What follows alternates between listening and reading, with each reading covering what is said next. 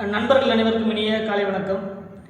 இன்றைக்கி ஜூலை 8ஆம் தேதி நம்முடைய கல்வி அமைச்சர் திரு ராஜ்மோகன் அவர்கள் ஒரு பத்திரிகையாளர் சந்திப்பு வந்து கொடுக்குறாரு. சரிங்களா? இந்த ப்ரெஸ் மீட் கொடுக்குறாரு. அந்த ப்ரெஸ் மீட்டில் ஒரு பத்திரிகையாளராக என்னென்ன கேள்வி கேட்கணும் அப்படிங்கிறத நிறைய பேருக்கு தெரிஞ்சது. அவர் எந்த துறையை சார்ந்த அமைச்சர், அவர் பள்ளிக்கல்வித்துறை அமைச்சரா, இல்லை வேளாண் துறை அமைச்சரா, இல்லை சுகாதாரத்துறை அமைச்சரா, எந்த துறை அமைச்சர் அப்படிங்கிறத கண்டிப்பாக அந்த பத்திரிகையாளர்களுக்கு கண்டிப்பாக தெரிஞ்சிருக்கும். அப்போ எந்தெந்த துறையில் இருக்காங்களோ அந்தந்த துறை சம்பந்தப்பட்ட கேள்விகள் கேட்கும்போது அந்த துறை வளர்ச்சி அடைகிறதுக்கான வாய்ப்புகள் ரொம்ப ரொம்ப அதிகம்.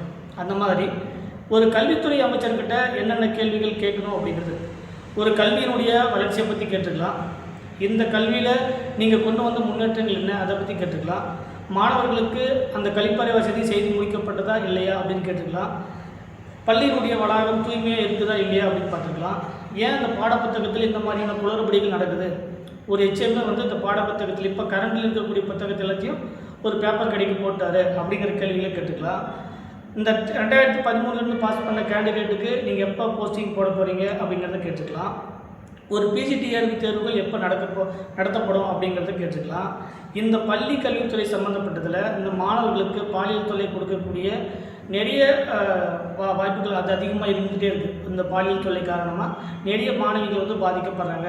அதுக்கான ஒரு பர்மனன்ட் சொல்யூஷன் என்ன, இந்த மாதிரியான கேள்விகளை ஒரு பள்ளி கல்வித்துறை அமைச்சர்கிட்ட ஒரு பத்திரிகையாளர்கள் கேட்கலாம். பர்டிகுலராக இந்த பள்ளி கல்வித்துறையில் நீங்கள் கொண்டு வர்றதுக்கான முன்னேற்றங்கள் என்னென்ன அப்படிங்கிறது கேட்கணும். ஒரு பத்திரிகையாளர் கேட்குறாரு, இப்போ கரண்டில் ஒரு 10 மினிட்ஸ்க்கு முன்னாடி ஒரு பத்திரிகையாளர் வந்து கேட்குறாரு திரு ராஜ்மோகன் அவர்கள்கிட்ட, நேற்று அந்த கீர்த்தனா அப்படின்னு சொல்லிட்டு ஒரு அமைச்சர் இருப்பாங்க, நீங்கள் தெரிஞ்சிருக்கோம், தொழில்துறை அமைச்சர்.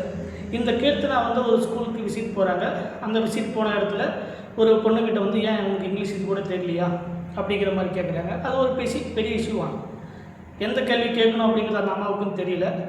ஏன் சரிங்களா, அந்த குழந்தைக்கு தெரியாது, ஏன்னா அந்த குழந்தை அந்தளவுக்கு படிக்கலை. அதுக்காக அந்த டீச்சரை வந்து கூப்பிட்டு கொஞ்சம் வார்ன் பண்ணுறாங்க. இதெல்லாம் நமக்கு தெரியும். இது அந்த துறை சம்மந்தப்பட்டது.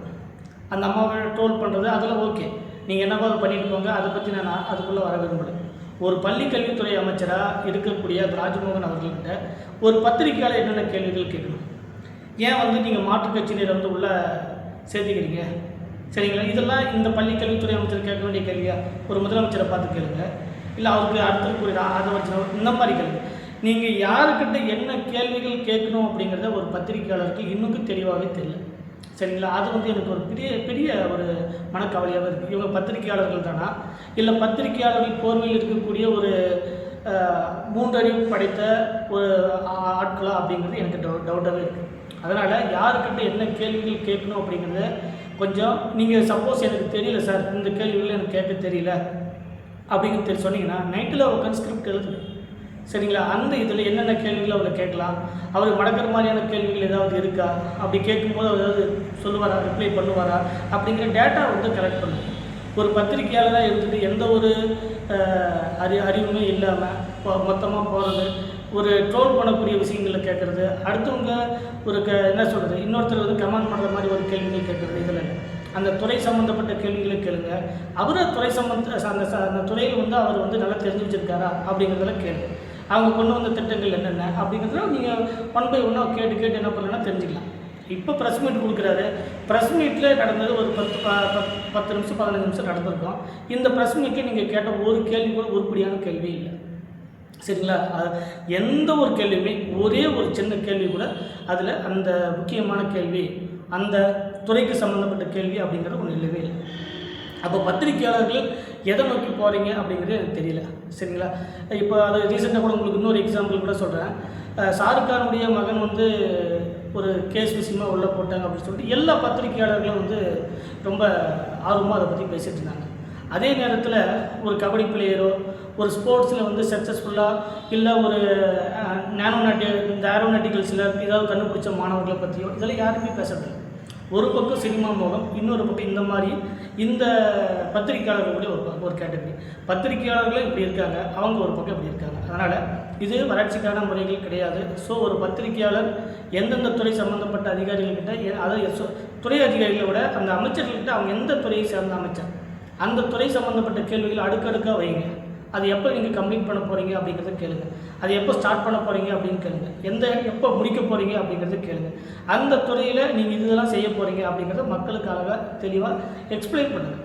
சரிங்களா? அந்த துறை சம்மந்தப்பட்ட கேள்விகள் கேளுங்க. ஒரு பள்ளி கல்வித்துறை அமைச்சர் வராரு, அந்த பள்ளி கல்வித்துறை அமைச்சர்கிட்ட பள்ளி சம்மந்தப்பட்ட அந்த ஸ்கூல் சம்மந்தப்பட்ட அனைத்து விஷயங்களையுமே கேளுங்க.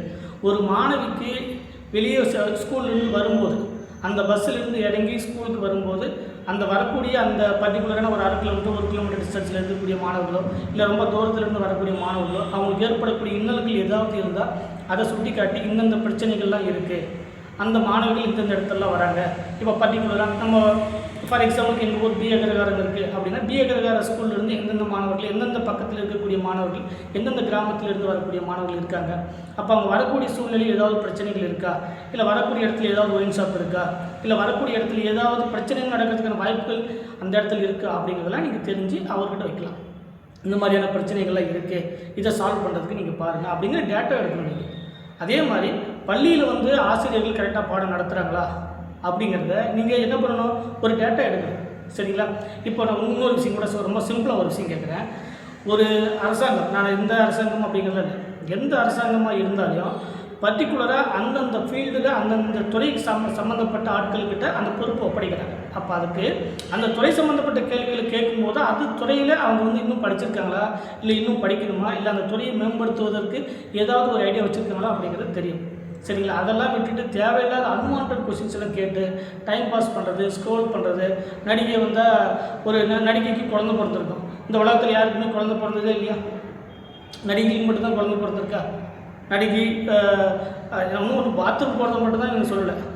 சரிங்களா? இவங்க இங்கே போனாங்க, இவங்க யார்கிட்ட பேசினாங்க, இவங்க யாரை வச்சுருக்காங்க, இதெல்லாம் ஒரு கேள்வி. ஒரு பத்திரிகையாளர்கள் அப்படிங்கிறவங்க ஒரு மகத்தான ஒரு ஆட்கள். இந்த உலகத்தில் எப்படிப்பட்ட பத்திரிகையாளர்கள் இருந்தாங்க அப்படிங்கிறத பார்க்குறோம், இப்படிப்பட்ட பத்திரிகையாளர்கள் இருக்காங்க அப்படிங்கிறத நம்ம பார்க்குறோம். அதனால் ஒரு வளர்ச்சிக்கான பாதையில் பத்திரிகையாளர் நண்பர்கள் சொல்கிற நல்ல ஆரோக்கியமான கேள்விகளை கேளுங்க. அப்போ தான் இந்த நாடும் இந்த நாட்டு மக்களும் வளர்ச்சி பாதையில் போகிறதுக்கான ஒரு முக்கியமான வழி. சரிங்களா? அதை விட்டுட்டு தேவையில்லாத கேள்விலாம் கேட்குறீங்க.